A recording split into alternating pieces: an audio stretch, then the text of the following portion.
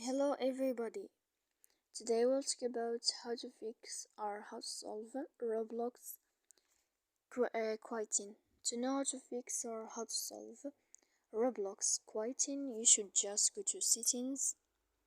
After that, in this page you click on apps, default apps, app settings. When you'll find this page, you will search about Roblox. Then in this list of app info, you will click on first stop and you will click OK.